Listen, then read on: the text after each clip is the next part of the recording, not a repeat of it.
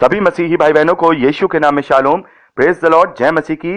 Yeshu the saviour ministry और प्रभु यीशु मसीह में आपका भाई जेम्स आप सभी का इस बाइबल अध्ययन कार्यक्रम में एक बार फिर से बहुत बहुत स्वागत और परमेश्वर का धन्यवाद करते हैं। हम अध्ययन कर रहे हैं कुरिन्थियों के नाम पौलुस प्रेरित की पहली पत्रिका और एक छोटी सी प्रार्थना के साथ आज के अध्ययन को हम शुरू करेंगे। हालेलुया, धन्यवाद पिता परमेश्वर, धन्यवाद आपके अद्भुत रीति वाले प्रेम के लिए जो आपने अपने इकलौते पुत्र को देकर हम सभी पर प्रकट किया। धन्यवाद करते हैं आपके अनुग्रह, आपकी तमाम आशीषों के लिए। धन्यवाद करते हैं महान पिता परमेश्वर इस बाइबल अध्ययन कार्यक्रम के लिए जिससे हम आशीषित हो रहे हैं। होने दीजिए पिता परमेश्वर, जब यह अध्ययन हम कर रहे हैं पवित्र आत्मा हमारी अगुवाई करे, हमारी सहायता करे, हमारी मदद करे। होने दे महान पिता परमेश्वर, सारी व्यवस्थाओं को हम आपके जोरावर हाथों में सौंपते हैं। आप हमारी मदद और अगुवाई कीजिए। सारा आदर देते हैं, सारी महिमा देते हैं। उस प्रार्थना को यीशु के सामर्थी नाम में मांगते हैं, आमीन। तो मेरे प्यारे भाई बहनों, अब तक हमने 10वें अध्याय का अध्ययन कंप्लीट किया। अब समय है कि हम उसके 11वें अध्याय पहले वचन से आगे का अध्ययन करें। तो यहां पर पौलुस, जब हम दूसरे वचन से लेकर 16वें वचन तक पढ़ते हैं तो पौलुस आराधना में सिर ढकने के विषय में यहां बात करते हैं। और पहले वचन में हम देखते हैं पौलुस कहते हैं कि तुम मेरी जैसी चाल चलो क्योंकि मैं मसीहा जैसी चाल चलता हूं। और इस विषय में हम काफी इस बात को डिस्क्राइब कर चुके हैं कि आत्मिक सेवा क्या है। अपने चरित्र को, चाल चलन को, स्वभाव को प्रभु यीशु मसीह के चरित्र, स्वभाव और चाल चलन में उसकी परछाई में बदलने से ही हम अपनी आत्मिक सेवा कर सकते हैं। परमेश्वर को जीवित, पवित्र और भावता हुआ बलिदान करके चढ़ा सकते हैं। तो इस विषय में हम ज्यादा बात नहीं करेंगे पहले वचन में। तो यहां हम दूसरे वचन से बात करेंगे जहां पर पौलुस ने आराधना में सिर ढकने के विषय में कलीसिया को बात जो है बताई है। पौलुस लिखते हैं, हे भाइयों, मैं तुम्हें सराहता हूं कि सब बातों में तुम मुझे स्मरण करते हो और जो परंपराएं मैंने तुम्हें सौंपी हैं उनका पालन करते हो। तो पौलुस यहां पर कह रहे हैं कि कलीसिया में जो नियम मैंने तुम्हें दिए हैं ताकि तुम में अनुशासन हो, वो तुम नियम पालन करते हो। इस बात के लिए मैं तुम्हारी प्रशंसा करता हूं। बहुत सारे भाई बहन इस बात के लिए कंफ्यूज हो सकते हैं। आज जो परंपरा का जो शब्द आया है तो ये परंपरा ट्रेडिशन वाली परंपरा नहीं है। कोई परंपरा वगैरह पौलुस ने उन्हें वहां नहीं सौंपी है, बल्कि कलीसिया में जो अनुशासन के जो कुछ नियम हैं वहां पौलुस ने वहां दिए हैं ताकि लोग अनुशासन के साथ, डिसिप्लिन के साथ, चर्च में आदर भाव के साथ परमेश्वर के लिए वहां इकट्ठे हों, रोटी तोड़ें और एक दूसरे का विश्वास बढ़ाएं। तो ये कुछ बातें थी यहां पर पौलुस ने प्रभु में होकर उन्हें वहां शिक्षाएं दी हैं, वो उनका पालन करते थे और इस बात के लिए पौलुस उनकी प्रशंसा कर रहे हैं। पौलुस आगे लिखते हैं, मैं चाहता हूं कि तुम ये जान लो कि हर एक पुरुष का सिर मसीह है और स्त्री का सिर पुरुष है और मसीहा का सिर परमेश्वर है। पौलुस कह रहे हैं, जो पुरुष सिर ढके हुए प्रार्थना या भविष्यवाणी करता है वह अपने सिर का अपमान करता है, परंतु जो स्त्री उघाड़े सिर प्रार्थना या भविष्यवाणी करती है वह अपने सिर का अपमान करती है, क्योंकि वह मुंडी होने के बराबर है। यदि स्त्री ओढ़नी ना उड़े तो बाल भी कटा ले। यदि स्त्री के लिए बाल कटाना या मुंडन कराना लज्जा की बात है तो ओढ़नी ओढ़े। हाँ, पुरुष को अपना सिर ढाकना उचित नहीं, क्योंकि वह परमेश्वर का स्वरूप और महिमा है, परंतु स्त्री पुरुष की महिमा है। तो यहां पर हम देखते हैं पौलुस कलीसिया के लोगों को, कुरिन्थ की कलीसिया के लोगों को यह बात समझा रहे हैं कि जो पुरुष है उसका सिर मसीह होता है और जो स्त्री है उसका सिर पुरुष होता है और प्रभु यीशु मसीह का जो सिर है वो परमेश्वर है। तो यहां पर जो सिर के विषय में यहां बात हो रही है, तो ये यहां पर पौलुस के लिखने का जो तात्पर्य है, जो मतलब है, वो आदर भाव से है।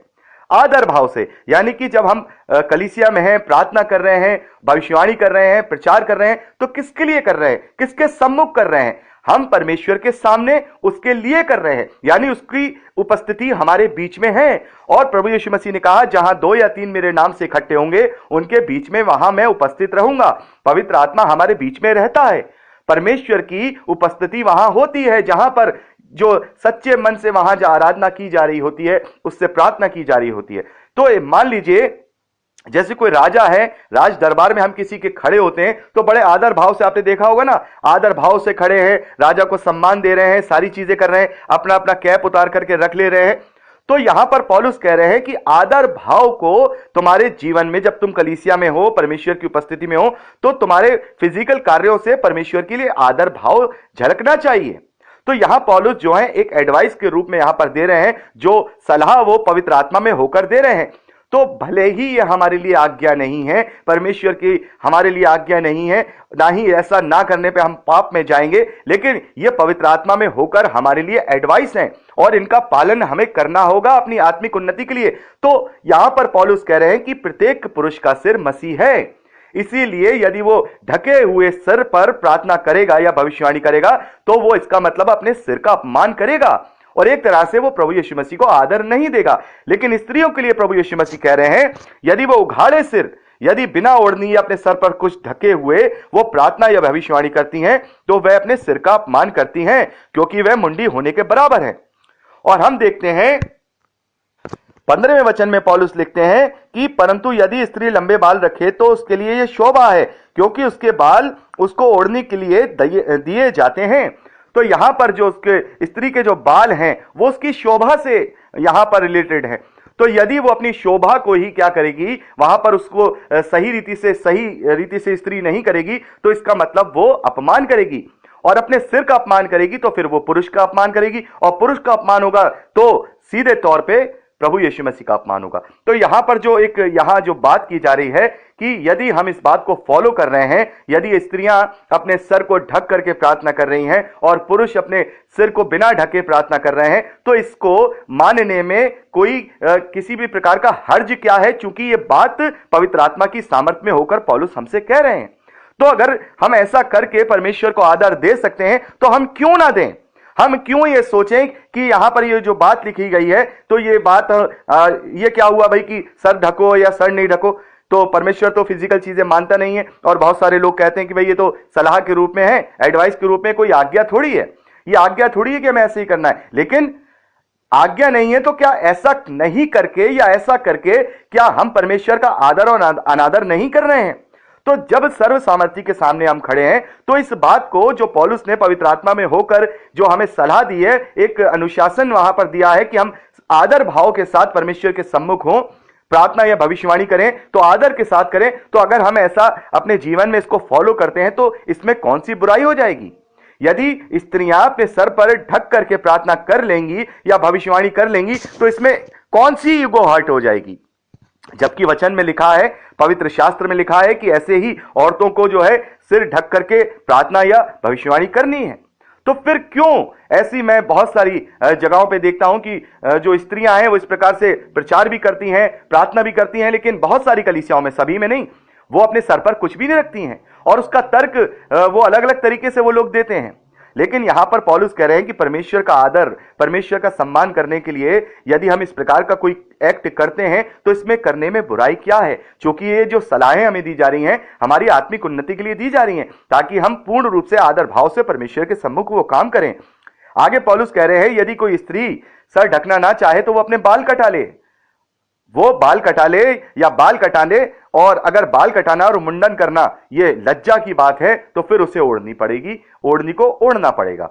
कलीसिया के कुछ नियम हैं, कुछ कायदे हैं, यहां पर पौलुस ने यहां दिए हैं, हमें वो हमें समझना होगा। बहुत सारे लोग ये कहते हैं कि ये कुरिन्थ की कलीसिया को लिखे गए थे और ये उन पर लागू होते हैं, आज हम पर लागू नहीं होते हैं, और वहां पर बहुत अलग अलग परंपराएं थी, इस प्रकार से वहां पर सारी चीजें होती थी, इसलिए पौलुस ने वहां लिखा है ये सभी पर लागू नहीं होती हैं। हाँ, मैं मानता हूं सभी पर लागू नहीं होती हैं, लेकिन अगर ये एक बात की जा रही है तो इस बात को अपने ऊपर लागू करने में हानि क्या है, हर्ज क्या है। मैं उनसे पूछ रहा हूं, यदि स्त्रियां अपने सर को कायदे के साथ सम्मानजनक स्थिति में ढक करके परमेश्वर की सामने प्रार्थना या भविष्यवाणी करेंगी तो इसमें हर्ज क्या है। यहां हम अपनी परंपराओं को देखें, दुनियावी परंपराओं को देखें, तो भी तो हम बड़ों को जो सम्मान देने के लिए हम देखते हैं औरतें अपने सर को ढक करके रखती हैं, वो सम्मान एक तरह से दिया जा रहा है। तो यदि ऐसा करके सम्मान परमेश्वर को दिया जाएगा तो इसमें हर्ज क्या है, मानने में हर्ज क्या है। और आगे हम देखते हैं कि पौलुस ने बहुत अच्छी तरह से समझाया है। पौलुस कहते हैं कि 10वें वचन में, इसलिए स्वर्गदूतों के कारण स्त्री को उचित है कि अधिकार अपने सिर पर रखे। हम देखते हैं कि जब परमेश्वर का वचन बोला जाता है या संगति की जाती है तो परमेश्वर के जो दूत हैं, जो स्वर्गदूत हैं, वहां पर उपस्थित होते हैं। इस बात को हम आगे पढ़ेंगे, वहां पर उपस्थित होते हैं। तो अगर इसी बात के लिए ही सही कि वहां स्वर्गदूत हैं, उन्हीं के लिए सही अपने सिर को वो उघाड़े सिर ना प्रार्थना करें, उघाड़े सिर ना भविष्यवाणी करें। तो यहां पर हम देखते हैं कलीसियाओं में यदि औरतें इज्जत के साथ, सम्मान के साथ अगर आएंगी, स्त्रियां आएंगी और पुरुष भी उसी हिसाब से आएंगे, तो फिर वहां एक का जो माहौल होगा वो परमेश्वर के आदर और ग्रहण योग्य होगा। मेरी बात को आप समझिए, कि इस बात को अदरवाइज नहीं लेना है, इस बात को सीरियसली लेना है। और मैं हमेशा अपनी बहनों से कहता हूं कि इस बात का वो ध्यान रखें, और भाइयों से भी कहता हूं कि इस बात का ध्यान रखें। बहुत सारे लोग ऐसे हैं जो इस बात का ध्यान नहीं रखते हैं, तो इस बात का ध्यान रखना जरूरी है, क्योंकि हम परमेश्वर की सामने हैं, परमेश्वर के सामने हम आराधना कर रहे हैं, परमेश्वर का वचन बोल रहे हैं, परमेश्वर के लिए भविष्यवाणी कर रहे हैं, परमेश्वर के द्वारा हमें जो वरदान दिए हैं, तो हमें फिर उसका आदर भी करना होगा। तो यहां पर पौलुस जो कलीसिया में नियम बनाते हैं या कलीसिया को जो बात कहते हैं, वो कलीसिया की उन्नति के लिए ही कहते हैं, क्योंकि यदि अनुशासन नहीं होगा तो फिर कलीसिया अपने अपने हिसाब से चलेगी, और जब अपने अपने हिसाब से चलेगी तो आपस में उन लोगों में फूट पड़ेगी, प्रेम की कमी होगी। इसीलिए पौलुस ने कलीसियाओं में अच्छे से जो अनुशासन है वो वहां पर क्रिएट हो, इसलिए पौलुस ने सारी चीजें वहां पर बताई हैं। और ये अपने मन से पौलुस ने नहीं बताई हैं, सारी बातें पवित्र आत्मा में होकर, ये जो एडवाइसेस भी हैं, जो सलाह भी हैं, वो भी पवित्र आत्मा में होकर ही यहां पर पौलुस ने लिखी हैं। तो ये भी हमारे ग्रहण योग्य हैं, ये भी हमारे पालन योग्य हैं, इससे हम छूट नहीं सकते हैं। हम एक बार को ना करने से हम पाप में ना पड़े। ऐसा नहीं कि कहीं ऐसा कोई जगह है, जैसे मान लीजिए हमारे एक भाई हैं, उन्होंने एक सवाल किया था बहुत दिनों पहले कि वो ऐसी जगह काम करते हैं जहां बहुत धूल मट्टी है, और अपने सर पे वो कपड़ा या साफा बांध करके रहते थे, और वो खोल नहीं सकते थे क्योंकि वहां बहुत धूल उड़ती है, हवा में आंधी टाइप चलती है। तो उन्होंने कहा कि मैं प्रार्थना करूं तो मुझे अगर साफा खोलना पड़े तो क्या, अगर मैं नहीं खोल करके प्रार्थना करूंगा तो क्या मेरे लिए वो पाप है? तो मैंने कहा नहीं, ऐसा तो कुछ नहीं है, ये एक जरूरी चीज हो गई, ये वहां पर एक आवश्यक चीज हो गई, तो ये कोई पाप वाली बात भी नहीं रहेगी। या मान लीजिए कहीं ऐसी स्थिति में कोई स्त्री है जिसके पास ओढ़नी का वहां पर नहीं है और वो प्रार्थना कर रही है, तो वहां परमेश्वर प्रकोप कर देगा, नहीं भाई तूने अपने सर पे क्यों दुपट्टा रखा, सर पे क्यों तूने, पुरुष है तो उससे ये कहेगा तूने अपने सर पर क्यों पगड़ी रखी, अपने सर पर क्यों कैप रखा, अब मैं तुझे इस बात के लिए पाप करूंगा, या मैं तुझे इस बात के लिए जो है दंडित करूंगा। या स्त्री से कहे भाई तूने क्यों अपने सर पे ओढ़नी नहीं रखी, मैं अब इस बात के लिए तुझे दंडित करूंगा, इस बात के लिए मैं तुझे पाप में डालूंगा। नहीं, ये पाप में डलने वाली चीजें नहीं है, ये तो हमारे आदर की चीजें हैं कि जितना हम आदर परमेश्वर को देंगे। यहां प्रभु यीशु मसीह ने भी कहा कि जिस नाप से तुम नापोगे उसी नाप से तुम्हें नापा जाएगा। तो ये आदर वाली बातें हैं, ये पाप और पुण्य वाली बातें नहीं है।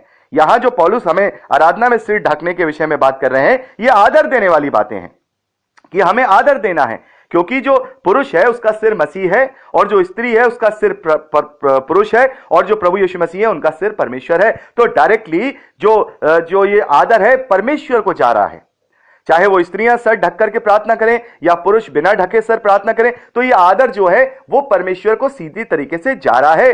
तो ये चीज जो हमें बताई जा रही है, इसको हम फॉलो करेंगे तो इसमें कोई बुराई नहीं है, बल्कि और हमारे लिए अच्छा है कि हम जिस नाप से नापेंगे उसी नाप से हमें नापा जाएगा। जिस रीति से हम परमेश्वर को आदर देंगे वैसे ही परमेश्वर हमें प्रतिफल भी देगा। तो नहीं करना कोई पाप में हमें नहीं डाल रहा है, लेकिन क्यों हम ऐसा करें कि हम जब परमेश्वर की हुजूरी में हैं तो हम सही रीति से ना रहें।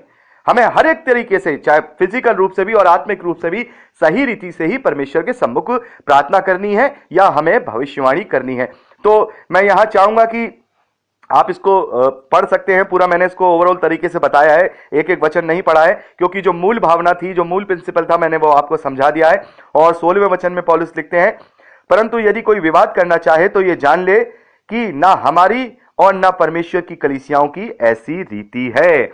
तो यहां पौलुस कह रहा है इस बात पे कोई विवाद ना करो, क्योंकि यही परमेश्वर के लोगों की रीति है कि वो आदर भाव से परमेश्वर के सामने जाएं, आदर भाव से प्रार्थना करें और आदर भाव से ही वो भविष्यवाणी करें। और उसके लिए पौलुस ने यह कह दिया है कि स्त्रियों को बिना सर ढके प्रार्थना नहीं करनी है और पुरुषों को सर पर ढककर किसी भी प्रकार की प्रार्थना नहीं करनी है, क्योंकि प्रत्येक पुरुष का सिर मसीह है और स्त्री का सिर पुरुष है और प्रभु यीशु का सिर परमेश्वर है। हमें इस बात का ध्यान रखना होगा। और बहुत सारी बातें हैं, यहां मैंने 7वें वचन से लेके 8वें वचन को नहीं डिस्क्राइब किया है। जैसे वहां ये लिखा है कि स्त्री है वो पुरुष के लिए रची गई है और पुरुष को स्त्री के लिए नहीं रचा गया। तो ये सब बातें हम जानते हैं, उत्पत्ति की पुस्तक में हम पढ़े हुए हैं, माफ कीजिएगा नहीं पढ़ी, लेकिन बहुत सारे भाई बहनों ने पढ़ी है। हम जानते हैं कि उत्पत्ति की पुस्तक में कि परमेश्वर ने आदम को रचा और आदम के लिए ही परमेश्वर ने हव्वा को उसकी पसली में से रचा था। तो यहां पर वो सारी बातें समझा रहे हैं, तो आप उसे पढ़ सकते हैं, मैं इसे यहां डिस्क्राइब नहीं करूंगा। अगर आप में से कोई भाई बहन इसको और अलग तरीके से जानना चाहता है तो मुझसे फोन करके पूछ सकता है, मैं उन्हें जरूर से इस बात में जो भी कंफ्यूजन होगा मैं क्लियर करने की कोशिश करूंगा।